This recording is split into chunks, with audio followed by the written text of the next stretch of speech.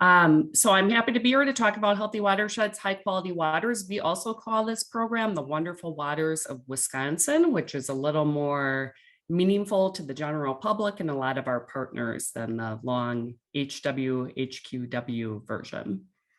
Before I get started, I wanted to acknowledge our Healthy Waters team members. We worked together for about 3 years to develop this program. And we were very deliberate when we put the team together to make sure that each individual brought a superpower to the table. And I think those unique talents that we were able to share amongst each other was really, really helpful to our team. We had technical people, planning people, all sorts of folks from DNR Water Resources Program. And I want to highlight of these names here, Erin Marty and Renee Buys. I'm using many of their slides today. Erin is our technical lead and Renee's been our planning lead. I'd also like to acknowledge the many other programs and personnel at DNR, from fisheries to forestry and more, who helped build this program, as well as the many external partners you see here, including Michigan DNR's very own Joan Owner, and of course, coordinator of the Midwest Glacial Lakes Partnership. So thanks to Joe for helping us. And before I get started, finally, I want to recognize the Native American communities that were on the Wisconsin landscape and utilizing resources and caring for our resources well before me and well before the Department of Natural Resources. And these tribal partners are still managing resources and integral to Wisconsin's land and water and air today. So as far as today, I'm going to talk through the background of Healthy Watersheds, High Quality Waters, and then I'll dig a little bit into the modeling and assessment, and then I'll share our strategy as far as where we got to today, including our public engagement efforts, the action plan, and progress. And then I'm going to sprinkle some lessons that we learned historically and more recently into the talk as well. And everything I'm going to talk about is on our website. So you could go to DNR and type in, or Wisconsin DNR's website, type in Healthy Watersheds. This page will come up. It includes the action plan. It includes a very detailed technical report. This little red envelope you see here, you can subscribe to future updates, or you can simply Google HWHQW. The benefit of kind of a weird acronym like that is we're pretty sure that's the only one out there. So it's the first thing that comes up when you Google it.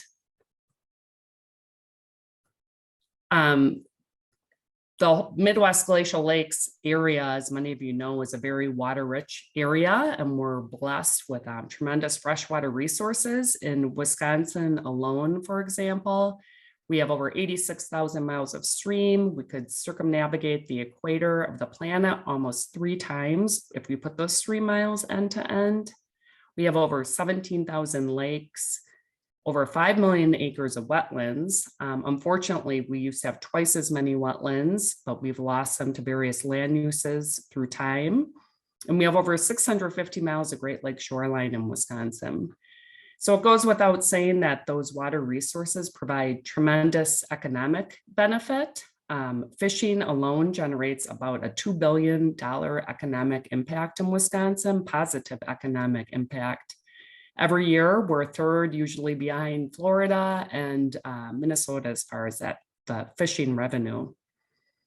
We also know that of the water bodies that have been monitored and assessed for Clean Water Act purposes, that most of them are not impaired. So when we dig into the numbers for Wisconsin's lakes, rivers, and streams, about 82% of the assessed waters are not impaired and meeting water quality standards. That being said, in Wisconsin and nationally, we tend to put most of our funding and personnel and other resources into the restoration of impaired waters. The EPA recently dug into the distribution of federal funding, specifically Clean Water Act state revolving funds, and only about 4% of that goes towards non-point source pollution. And in general, across the states, when you dig in, the majority is going to try to restore impaired waters. And certainly that has value. We know, though, that protecting healthy waters is much more effective and less expensive. This example here just shows the details of Wisconsin, how we use our 319 funds specifically. The vast majority, again, goes to restoring impaired waters. And on the other side of the beam there, we have a partial position, that's me, and no dedicated funding specifically for protection. That being said, there are some funding sources in Wisconsin that could be used for protection, but they're not specific to protection only.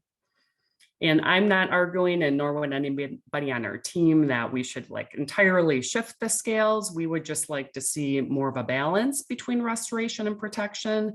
And most often the reality is for most water bodies, you're going to be doing some of both. And I should back it up. Some states like Maine, for example, have been able to put the pieces in place to use some of that 319 money specifically for protection. In the state of Maine, my understanding is they do about 50-50 protection restoration with their 319 funds. Just going to walk through the timeline and I'll talk about each of these steps. But in general, it took us about 3 years to create Healthy Watersheds, High Quality Waters.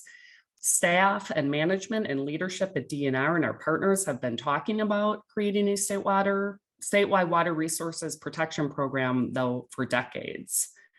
And we started off with modeling and assessment. That took a couple years and was often ongoing simultaneous to these other steps. We then engaged partners with the kickoff strategy, which I'll talk about. And then we invited them to partner discussion groups. And the questions we asked in the discussion groups were actually in that kickoff strategy. About a year ago, we took the discussion group feedback and we built it into an action plan. And I'll go into more detail on that too. We're currently in implementation mode. And I would say we're more like pivoting or transitioning to implementation, putting the pieces in place to really build some programs and leverage capacity and partnerships around water resources protection. So modeling and assessment, we actually were a pilot state with EPA back around 2011 to pilot a healthy watershed assessment. And that was predominantly done in partnership with contractors. I think there are about 10 states that did so in the United States. And the effort was pretty robust. There were a lot of brilliant technical minds involved, but at the end of the day, when the results were available, they didn't really get used. And we had several people on that prior effort on our most recent team, and we stopped and paused before we did our modeling assessment, and we revisited the past to try and learn how we could improve for what we call version 2.0. So I'm sharing this because I know there's some interest in other states in creating a program like this, but these lessons learned, we very consciously tried to address the second time around. The green check mark means we think we addressed it pretty well. So modeling and data set management can be challenging. The first time around, there were problems with recording decisions. There were data access and availability issues, so partners kind of struggled to get at the information. The second thing is that we thought through messaging a little bit better this time. The first time there was sort of this perception of good and bad watershed health. And this time we've transitioned to least healthy and healthiest.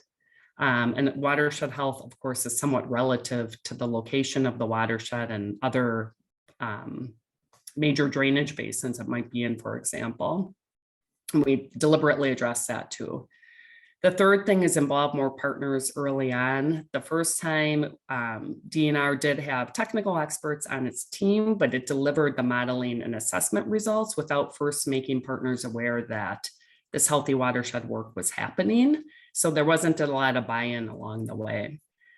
And then the fourth lesson learned was to strive for implementation as an outcome. Back in 2011 to 2014, a contractor did the modeling and assessment work, and they walked away. And when they walked away, it became very difficult to modify the model and update the information and improve the usability. So a key thing is if you were to do something like this, and we still are somewhat challenged with it here in Wisconsin, is to expect continued mapping and database and technical assistance. After we evaluated the lessons learned from the prior effort, we realized it seems simple, but it was not. We needed to define what a healthy watershed is and what a high quality water is. And for healthy watersheds, you can see the definition on the screen. This is EPA's definition of a healthy watershed, and it's actually quite a bit longer, so you can check it out on their website.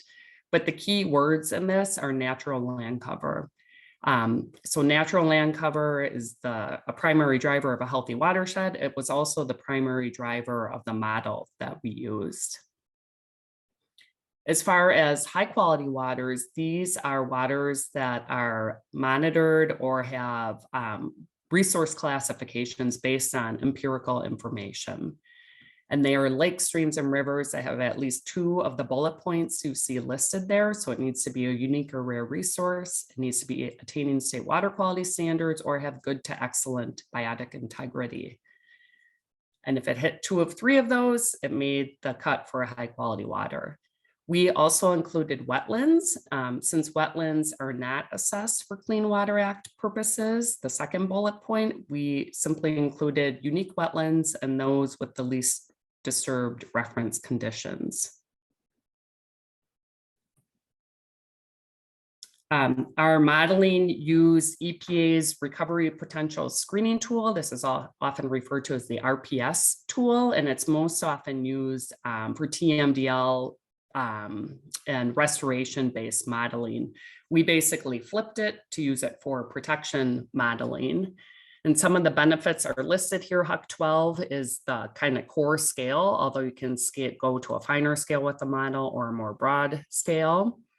There's over 200 metrics that are updated, I think annually, maybe every 2 years by EPA, and those are in a watershed index online. It's nice though, because you can use those sort of standardized metrics, or you can customize and use your own data sets from your state or region or tribal nation. It's Excel based, so it's easy to repeat it. And for us, we're really fortunate. We had great support from EPA and their contractor, Cadmus. I think we met maybe quarterly over a few years, and they helped answer real technical questions. They actually created some new climate change indicators for us to use. So we really appreciated that assistance.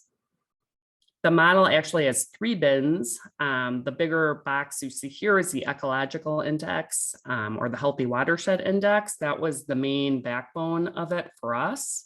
Although you can also model stressors as well as social features and opportunities.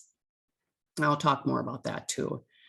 The map you're looking at on the right is our our ecological index modeling results, which is primarily based off a healthy watershed assessment, which is also built into the model. The darker the blue, the healthier the watershed. And it makes sense to us here. The darker the blue areas, the more forested and the more natural land cover in the state of Wisconsin. Those paler yellow colors are more developed areas, more urban and agricultural land use. And if you're wondering, I included some of these professional teams in the badgers just for reference if people aren't familiar with the state.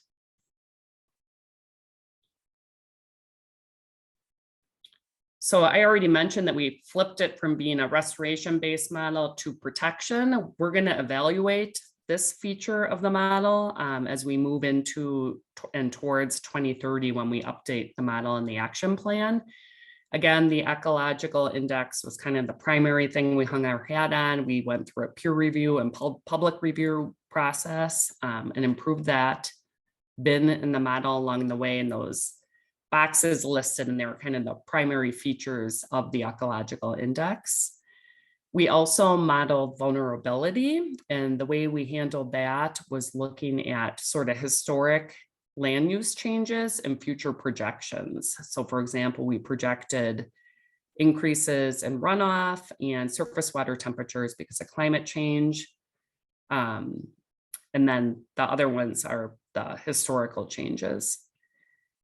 And then you can add into the model opportunities. And this is actually called a social index by EPA, but they gave us permission to call it the opportunity index. And the reason we did that is we decided to integrate other DNR program priorities, as well as local capacity, and then freshwater fishing demand as the kind of the best measure of more equity and environmental justice at the time, because those are most often in more populated areas. So the blue bin, I want to just quickly highlight. Again, we're going to dig into this deeper as we move along, but this is the first time in the state of Wisconsin that we actually have multiple DNR program priorities overlaid into a watershed-based model. So we know where the areas are that are brook trout reserves, that may also have special wildlife, and that might be forestry landscape priorities too. So we're pretty excited to be able to leverage those other program resources potentially via this model. And when you put all these things together, you get watershed protection potential. And we have a slide or two more in modeling assessment. I know some people love this stuff and some people get bored with it, so bear with me. High quality waters, as I said, this analysis is performed on monitored water bodies. And people often ask, well, with the 3 bullet points you had early, what would be a unique and rare community?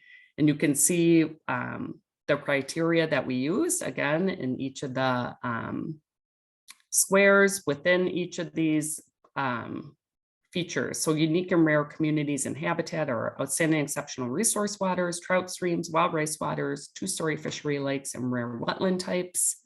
For the attaining state water quality standard bullet point, it needed to be a category 2A or 2B water.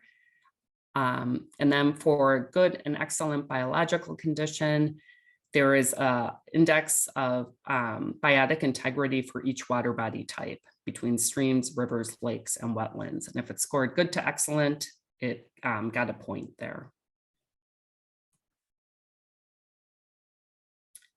So shifting to our strategy, we had these modeling and assessment results, which are very informative. And for the most part, people, well, so far, pretty much everybody has agreed that they seem pretty spot on. We'll do some field verification this summer on that.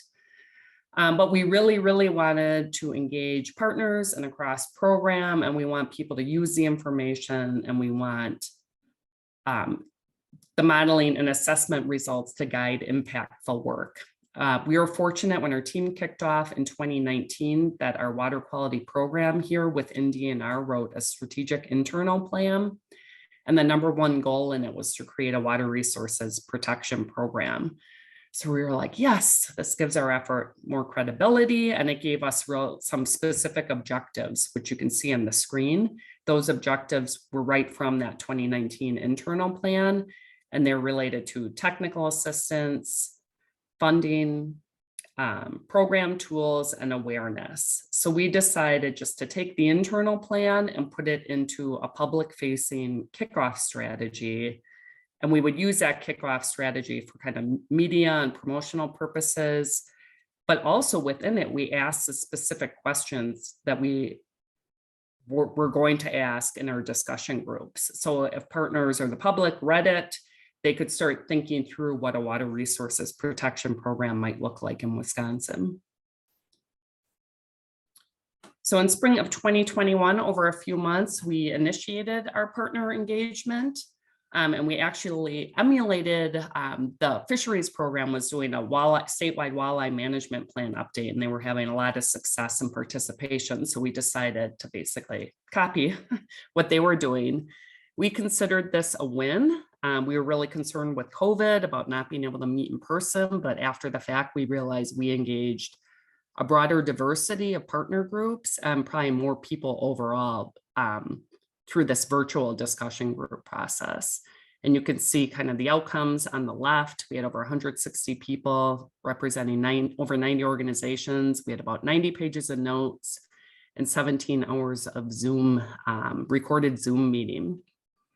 We asked the groups that participated the 6 questions on the right. Again, these were in that kickoff strategy. So a lot of people had the information in their hands already and had time to think about it.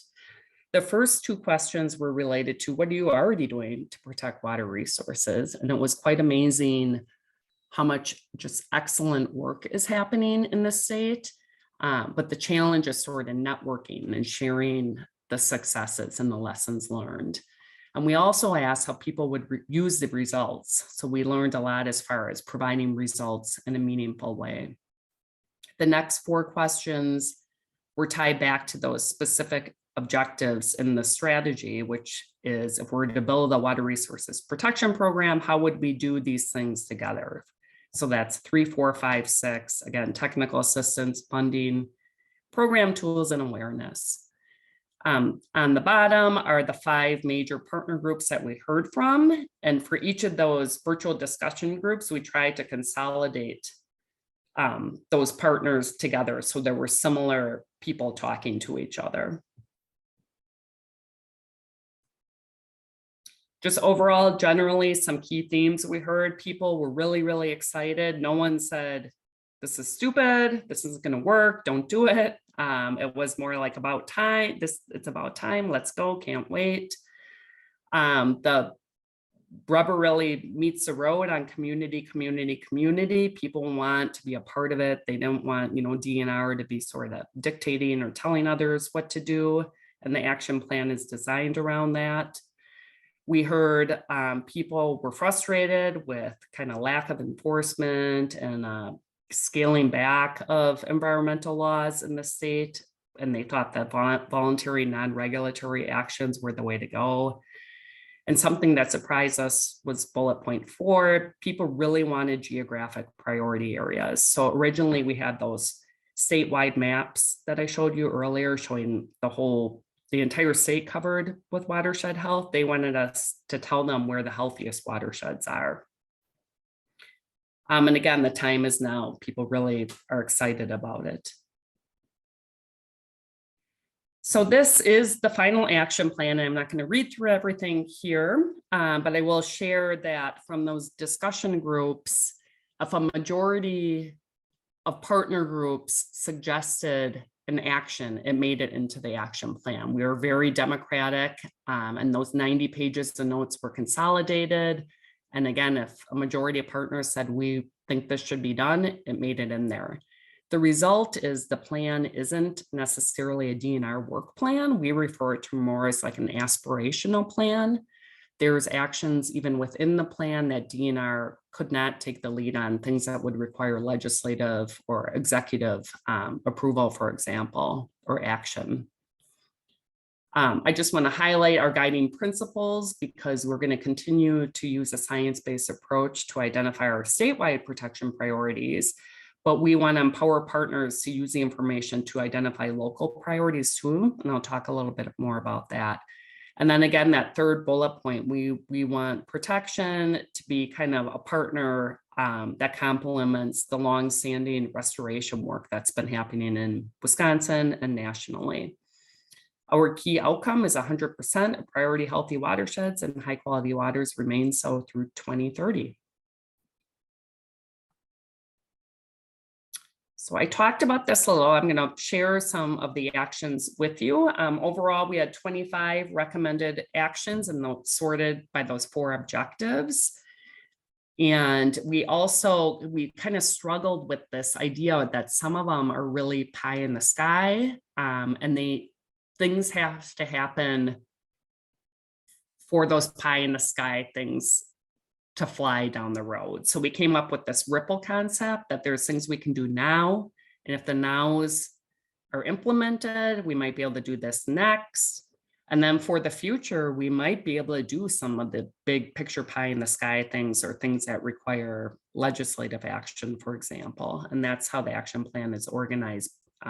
Each action identifies, is it now, next, or for the future? We also identified within it who might take the lead. So we highlight, if it's a DNR specific thing, DNR would take the lead. There's many actions that have multiple partner groups identified as taking the lead. I mentioned that people wanted geographic priorities, so we landed on the 30% healthiest watersheds in the state and in each major drainage basin, and I'll just talk through this slide briefly. The left-hand image is the statewide 30% healthiest priorities. This is similar to that map that you saw earlier with the professional sports teams, but we've dropped out everything but that top 30%. That being said, people were concerned that this would become like a Northern Wisconsin only program. Plus, a lot of these statewide priorities already have permanently protected land or are on public land like national forest land. So we modeled the 30% healthiest in each major drainage basin as well. And that's the middle image here. That's the Rock River Basin zoomed out. That's south central Wisconsin, includes Madison.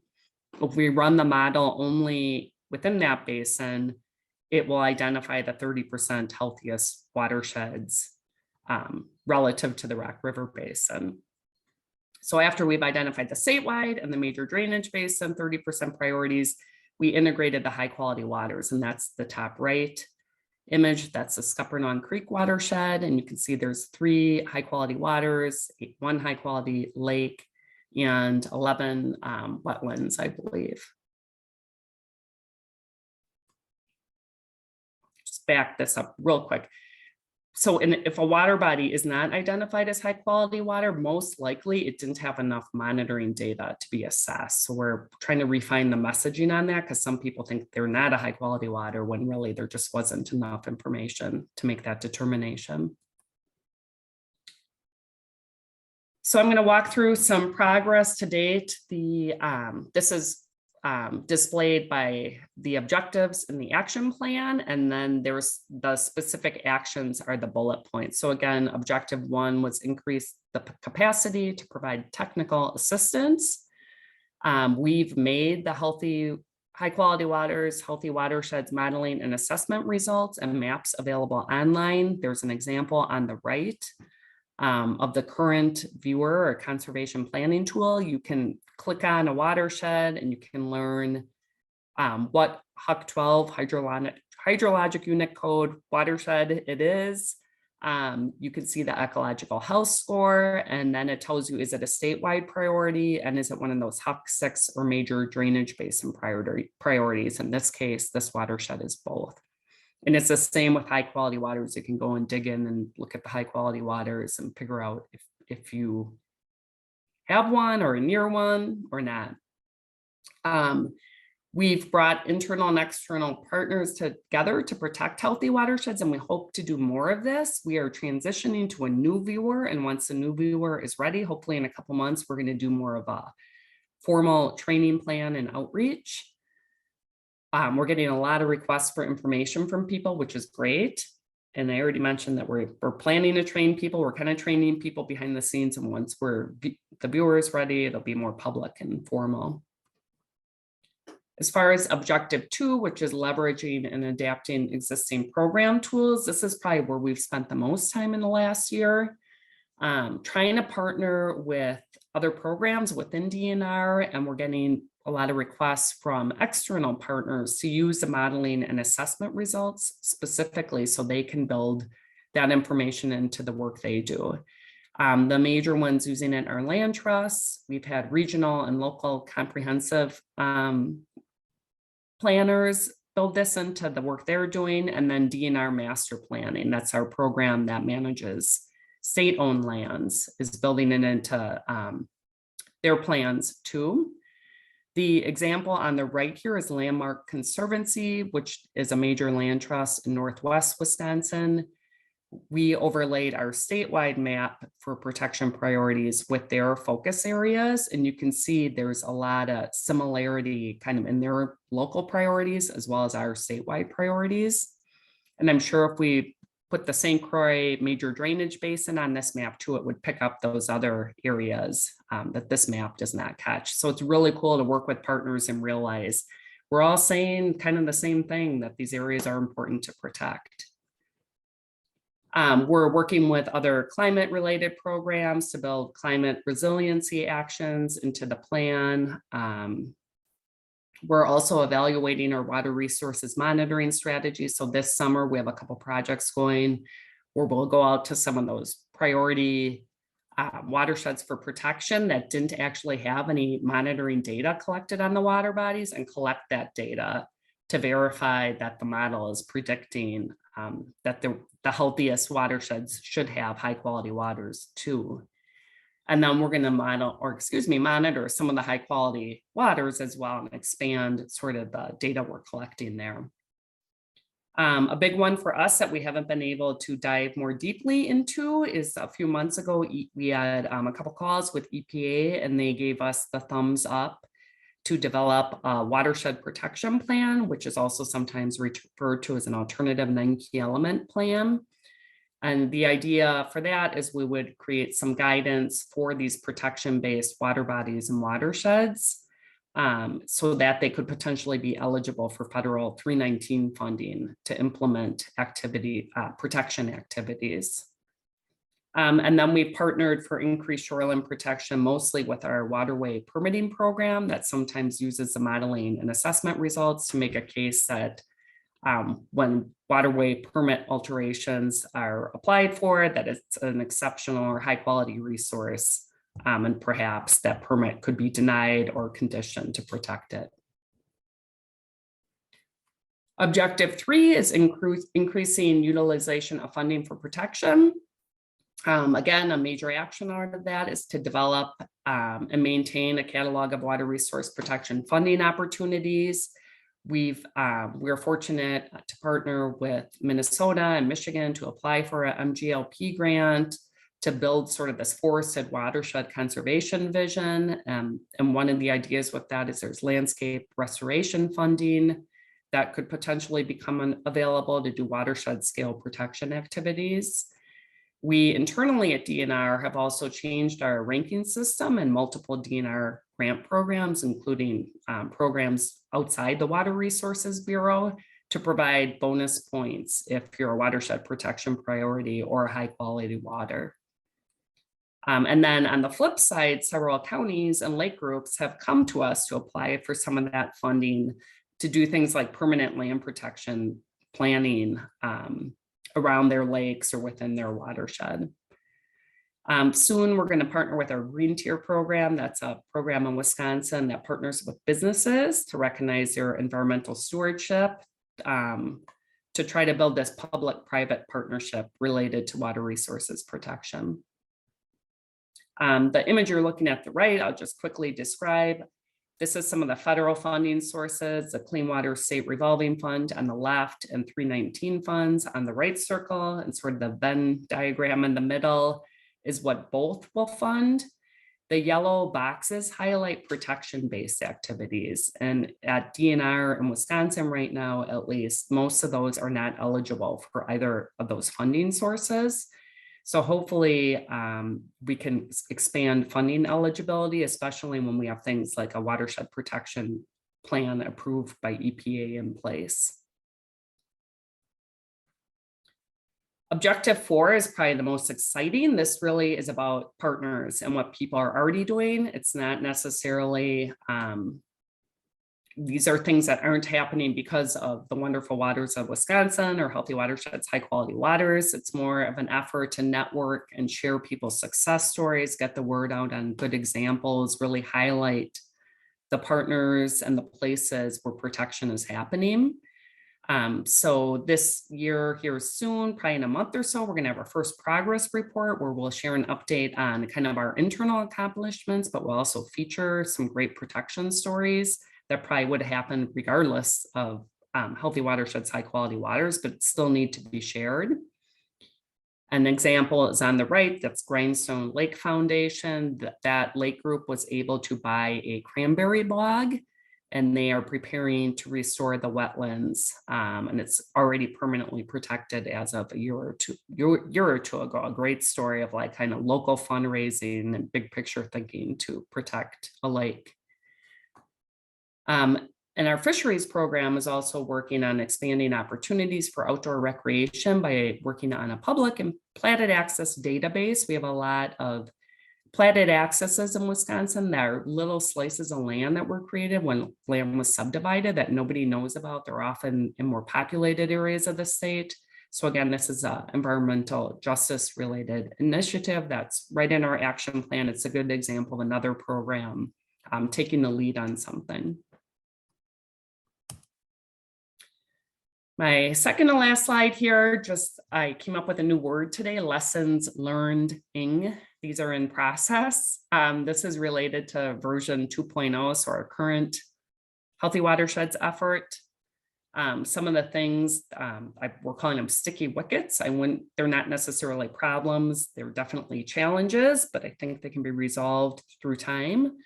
The first is that protection can be vague with no specific call to action. So if you ask almost anybody, maybe anybody, and say, do you think we should protect water resources? They're going to say, yeah, we should do it.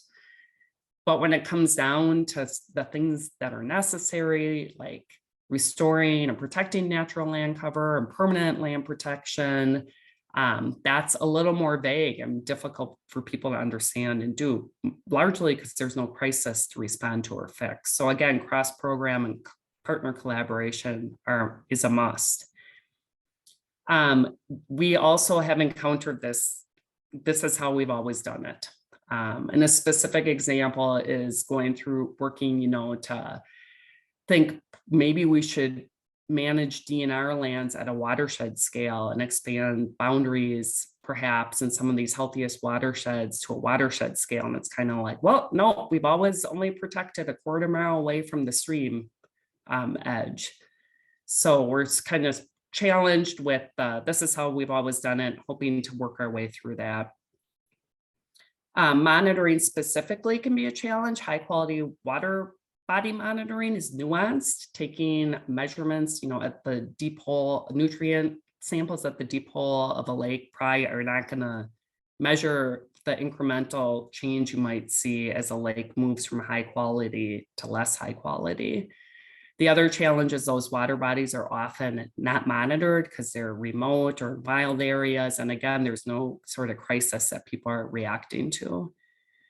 And then finally, not a one and done gig, which no one is saying it is, but we know from our prior effort about 10 years ago that, the continued technical and planning assistance were not there. And that's why the program didn't take off. And we're still working through that now here at DNR. The positive, though, is like I said earlier, the time is now. The enthusiasm and excitement are really high. And even just being asked to present and share this program today is just a pleasure that other states and the partnership as a whole would be interested, and partners beyond states too. And with that, I will close. Thank you again for being here. Here's my contact information. And Erin Marty, who I mentioned earlier, is our technical lead. So if you were to have questions about the modeling and assessment, specifically, Erin is your person.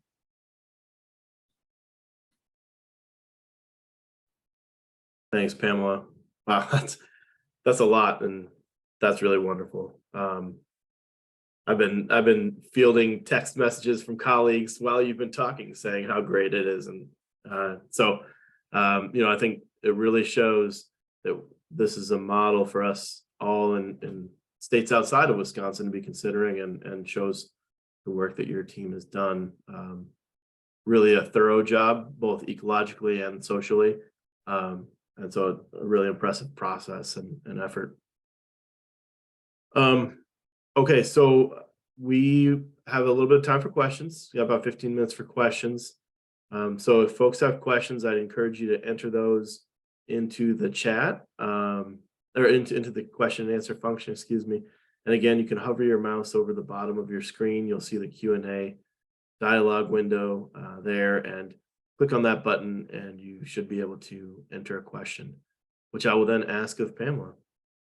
So we've got a number of questions coming in already, and I've got a list as well, but I'll start off. So you mentioned that data was one of the challenges that you guys faced.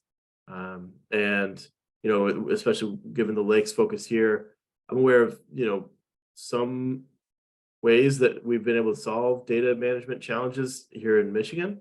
And I guess I'm kind of curious where what you guys have thought about these efforts. So things like monitoring water quality and satellite and SECI with satellites, collaborating with citizen science monitoring programs. Have you been able to leverage some of those methods to increase your data coverage? We have. So when we did the high quality waters assessment, all the data that's used by or submitted and collected by volunteers and other partners, basically that's in our DNR SWIMS database, was used, as well as a lot of it had already been crunched for the assessment for the Clean Water Act purposes. But yeah, so I don't know about satellite SECI, but I know the citizen lake monitoring data is part of that. It was very extremely data heavy. Yeah, definitely. Okay. And then I guess the other question, I'm seeing a couple questions about funding. So have you used, it sounds like you're using some part of the marine gas tax for inland lake management. And so the question is, what portion of that tax is used for lakes? And specifically, do you know if any of that goes toward this program? So the marine gas tax funds our surface water grant program and several staff positions. And I don't know the exact portion of the tax offhand. I could look it up. I know it's based on a motorboat, like the assumed motorboat gas use annually, like 30 or 40 years ago. So it's very small. Especially nowadays when we have bigger like wake surfing boats and things like that. So it was like 50 gallons, and I shouldn't even say because I don't know, but I can find that out. Was that Ralph who asked that? That was, yeah. Okay, yeah, I can look it up. It's a percentage of, it's less than 1%, and it might be like 1/8 of a percent, and it's based on so many gallons of gas per year. Okay. Mm-hmm. And sort of along with similar lines, are there any plans for an advocacy campaign for dedicated state funding for the Healthy Waters, High Quality Watersheds program? And yeah, I think you may have touched on a little bit toward the end, but you know, if you had additional advocacy or funding, what portions of the program would you want to expand? Ooh, these are good questions. So I am not aware of an advocacy effort. I'm aware of a lot of excitement and the potential for an advocacy effort. I think within DNR, we are working on sort of evaluating changes within program changes that could be made. So again, an example would be the 319 funding, federal funding right now only funds restoration work. And there might be an opportunity to fund protection work. That being said, that's a limited pot of money and it's oversubscribed. And we've identified the MGLP grant would be another example where there might be bigger pots of money available out there, and working with Michigan and Minnesota, maybe we can leverage that, but we don't have like a formalized advocacy effort. That would be lovely if that happened. We at DNR can't advocate. That's the challenge. So while like, again, the moonshot would be, yeah, all of a sudden we get dedicated funding for it, we wouldn't be the people to make that happen. I think maybe as more partners learn about the program and we learn about more sort of external or innovative funding sources, that opportunity could materialize down the road. And as far as what I would fund, I love the forested watershed conservation, and with that, it doesn't even need to be forest, but the idea of kind of restoring natural land cover. And to me, you know, people might say, well, there's property rights issues and you can't tell people to do that, but you could even, you know, at a single lot or yard scale, just have more natural land cover. And there's additional benefits for pollinators and natural beauty and things like that. I mean, we don't need these all these places that are limited in natural land cover just because people think that's the way you're supposed to manage landscapes. So at DNR right now, we do not fund things like forested watershed conservation or reforestation for water resources protection purposes. So that's one example that would be neat to open up down the road. Yeah, that makes sense, especially given the ability for preserving and having forests in the state. All right, so Trout Unlimited has identified priority waters, I believe nationwide. And so question is, are any of the Trout Unlimited's priorities waters, how do those relate to the high quality waters and healthy watersheds that you identified? That's the most common question we get. And I don't know the answer offhand. My guess would be they're very similar, but that's the type of stuff we would love to work with Trout Unlimited on, to overlay and sort of evaluate if the priorities are similar. Because again, then we can leverage each other's resources down the road. I can answer for other partner groups that the priorities have been remarkably similar. I mean, some partners have been like, wow, this is crazy, that it aligns so well. So if whoever asks the question, if you want to reach out to me, we could, or have your Wisconsin partner reach out, we could dig into that for sure. Okay, the person who asked the question was Rich Pugsley. Okay. And I don't know. Rich. Yeah, I'm not sure of his association, but yeah, it's if you're able to hold trout, you probably can meet some of the criteria. So I'm sure there's a pretty serious overlap. That's what I was going to say. So if you looked at like with some of Wisconsin's premier trout waters, just by me, like the Brew River or the White River, those are on the top, of the high quality waters list. And those watersheds are often the healthiest. But in general, like you said, Joe, if it's a trout water, chances are good it's a high quality water, if we had enough monitoring data to make that determination. Yeah, and even some of the driftless area, I noticed they're sprinkled in down there too. So yeah. Okay, so next question is, have you seen good language in conservation easements that manages forests well to protect water quality? And then does MFL, I'm not sure what that stands for. Managed forest law. Yeah. Do anything to protect water quality.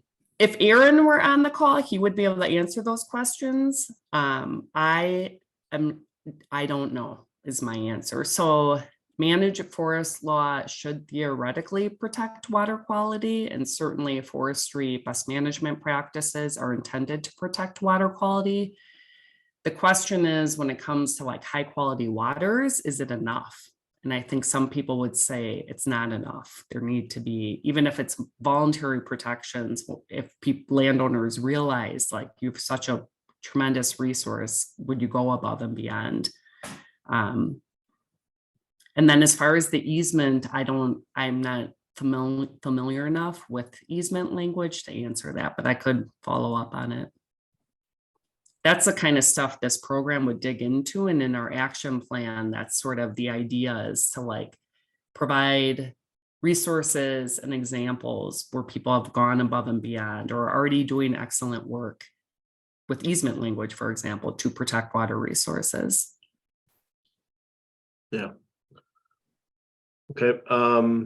Next question is, what process do you use to capture the lessons learned? You had a lot of lessons learned and really a pretty good overall program monitoring and evaluation, it seemed like, along the way. So how are you capturing those lessons learned? The lessons learned, the old lessons learned was more of a brainstorming process with our team that worked on this, and the person specifically, Christy Minahan, who led the first Healthy Watershed assessment effort. She's extremely smart and does a great job of keeping track of stuff. So she had drafted lessons learned right after that, and she was able to pull that out of the archives and go through it with me and the team and talk through it.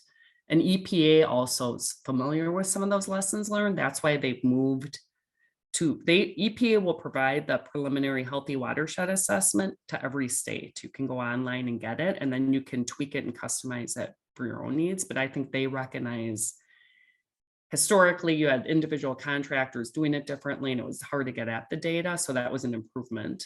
So that's partly those lessons learned.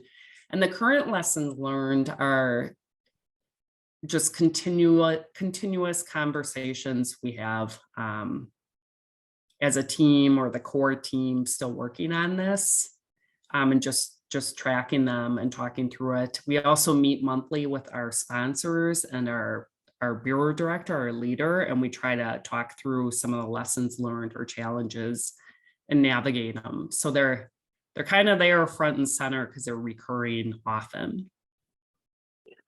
Sounds like you don't have the opportunity to forget them. Yeah, it's not like a deliberate process or anything. It's more organic. One question I had is, as a government person myself, I'm familiar with the process for creating plans within a government organization, and typically things are identified that are within your control, and you might work with outside stakeholders to develop those ideas, but ultimately you sort of stay in your lane with the objectives that you had.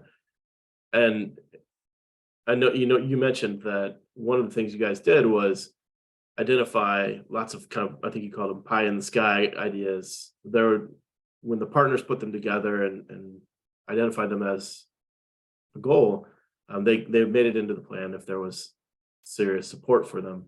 And so I guess I'm kind of curious how the inclusion of things that were beyond the scope of DNR's immediate decision structure, power structure, and authority, how did that go within the DNR's organization? And was that scary? Was that hard to convince folks to buy in that, hey, we're going to develop this plan that says we're going to do all of these things that maybe aren't in our control right now?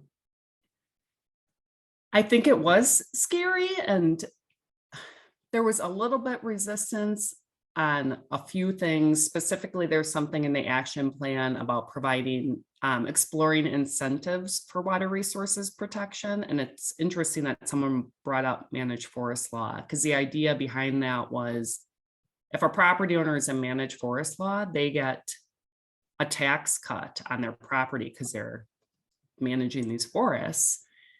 And the idea for the healthy watersheds was, well, maybe if property owners go above and beyond in their shoreline properties, for example, they should get some sort of tax break or incentive. And that's not something, again, we at DNR could do. And that's sort of a pie in the sky that there might be resistance. But all those pie in the skies made it through the approval process. The nuance is in the plan, they're highlighted, and it says this may require executive or legislative action, and DNR is not the leader on it. So it kind of clearly identifies that DNR is not going to do this, but if these business groups or lake groups want to take it up, that's something kind of outside our realm that would require, again, legislative or executive action. So it's a good question, and it was a little bit hairy for a while, but we figured out, how to address it in the plan without saying, oh, we're going to do this kind of thing. Again, because largely we can't do that kind of stuff. Sure. Okay, thanks. You're welcome. We are running almost out of time, so I'll say last call for questions. If folks have questions, get them in now.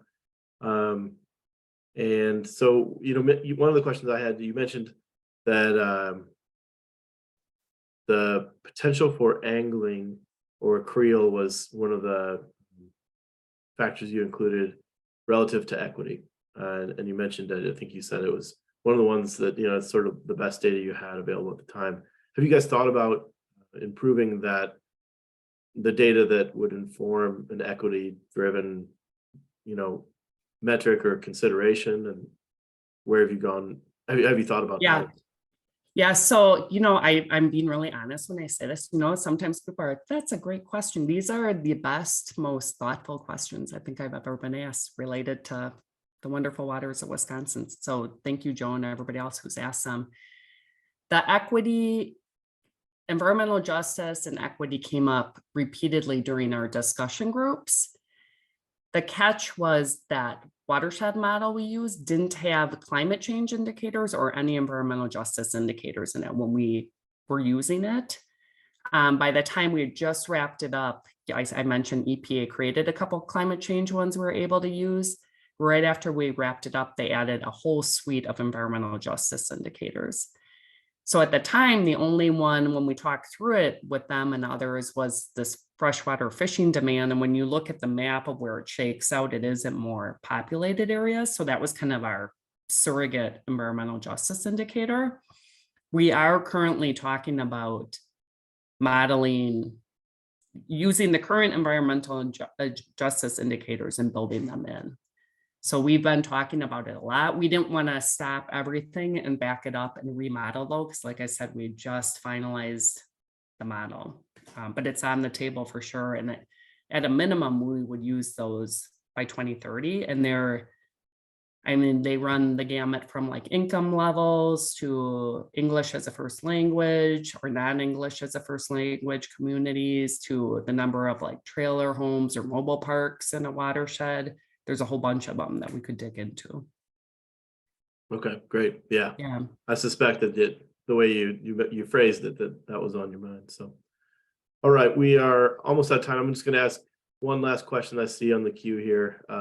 So you mentioned a couple of examples of types of protection projects that you had you thought were good ones, but I just wanted to make sure, give you the opportunity. Do you have any examples of protection projects, especially with relation to lakes, that you think folks should be thinking about if they're trying to protect their watersheds and their waters in Wisconsin or elsewhere?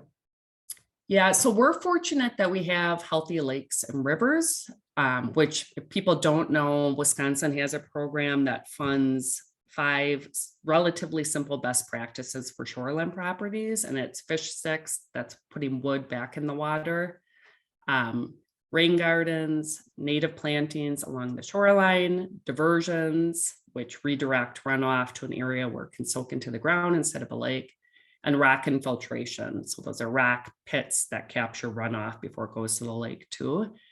So I always encourage folks in Wisconsin at least to look at that program because a lot of those are do-it-yourselfer projects.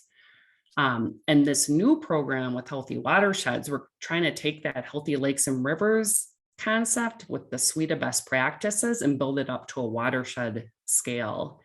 And the 3 kind of major ones that we're looking at are permanent land protection, which is, the most traditional protection best practice.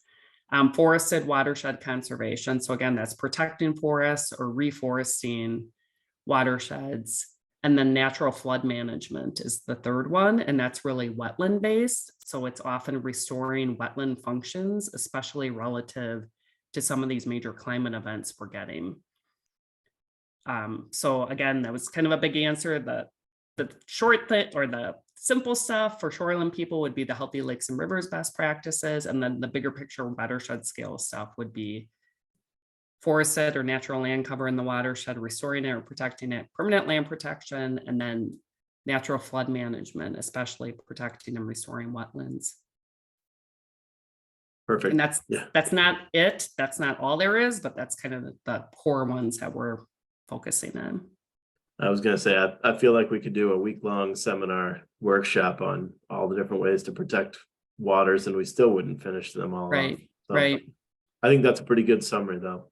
Okay, well, I think in the interest of time, we've gone a little bit over, but I'm going to wrap us up at this point.